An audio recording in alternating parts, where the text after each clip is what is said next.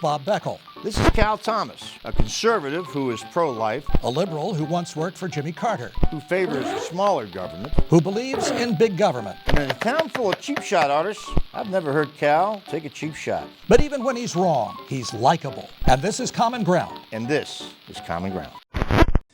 Welcome again to Common Ground, a video version of Bob Beckel's and my bi-weekly USA Today column in which we try to bridge Washington's partisan divide. Today's subject, Bob, a common ground president. Is it ever possible? Now, you would think this president, President Obama, resonated with an awful lot of people. I got to admit that he even touched me a little bit on this by saying he was going to come into office and change the way Washington works. Now, wait a minute. Didn't George Bush say the same thing? Yeah, he did. And by the way, if Obama wasn't down in the low 40s of popularity, I'm not sure you'd be saying how he touched you.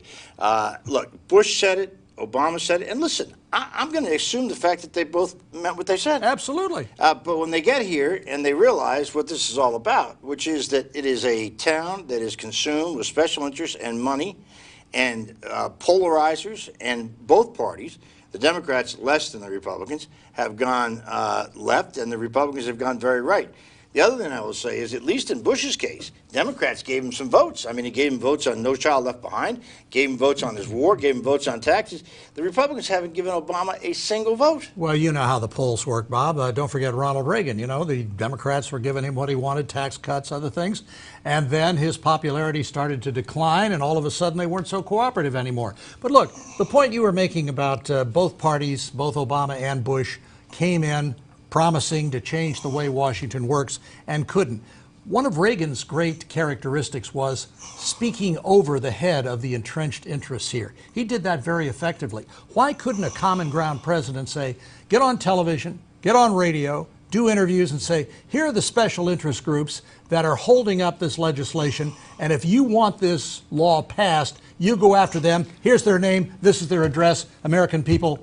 It's up to you. I like it. And I'll tell you why I like it. I think it's the only way you're going to be able to overcome the power of these interest groups. And what I would do, if I were advising the president, is to tell him to take on one of his own interests first, somebody who supported his party and him, and let it be known that if I'm willing to take on, say, if you're a Democrat, the teachers' unions, right, that I'll have no problem taking on the NRA. And if you're a Republican, the bankers? Sure, that's right. Yeah. But listen, let me give you a little bit of history, too.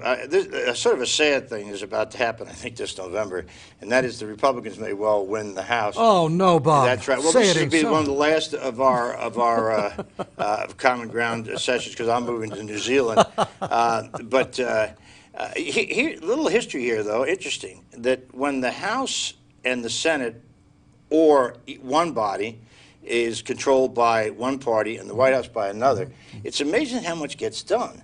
If you go back and look at Ronald Reagan, when they had the Democrats were in control of the House, they worked out a deal on Social Security and saved it from insolvency.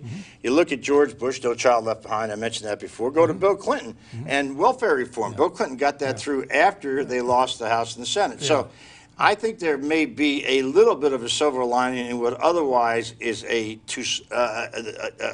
thought just too impossible for me to imagine. Yeah, well, look, I agree. I think gridlock can be a good thing when doing too much of the bad thing is not a good thing.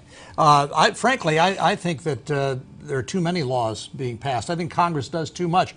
I'd be perfectly happy if they just took a year off. But, you know, you mentioned welfare. I agree with that, but of course Bill Clinton would never have signed the Welfare Reform Act, which all of his liberal constituency opposed and all the special interest groups, if the Republicans hadn't taken over both houses of Congress and threatened to override his veto. Well, we could go back and look through history at a lot of different things, but let me just tell you, the fact still remains that history tells us that when you're forced to sit down and compromise, things seem to get done. When you have it all, when you control both the Congress and the White House, the problem, and I think this was the problem with the health care bill, although I supported it, I would have liked to have seen a single-payer plan, but leaving that aside, I think the public reacted to the fact that it was only the Democrats that jammed it through. And so, had the Republicans been in charge of the Congress, some negotiations would have taken place, and maybe you had a bill more acceptable to the American people. I think you ought to lock these people, both parties, in a room, no food, no water, no bathroom facilities. and you don't come out until you do something that actually promotes the general welfare instead of your re-election prospects and your own welfare. Were you at Abu Ghraib or whatever they call that? Abu Ghraib, no. Abu Ghraib, that was pretty But you interesting. remember that movie, Dave? I know I've quoted it before. I love that movie. You got the look-alike president and his buddy, played by Charles Grodin. They get in there in the White House. They shut the doors. They take the federal budget. Say, hey, we can figure this out. We don't need this. Get rid of that. That's ridiculous. And they come up overnight with a balanced budget. You know, I bet you do love that, Cal, but let me just explain something to you. It's a movie, friend, okay? Yeah, It is I a know, movie. I know. It is fantasy. All right, now look, we're going to have to end this thing right now, but I'm going to have to do something without having a teleprompter, okay? So what I'm going to do is... Obama's got them all, that's why. Oh, that's right. Yeah, I want you to check out our column in the paper. And on USA Today's opinion website at opinion.usatoday.com. And come back again in 2 more weeks for the next edition of Common Ground.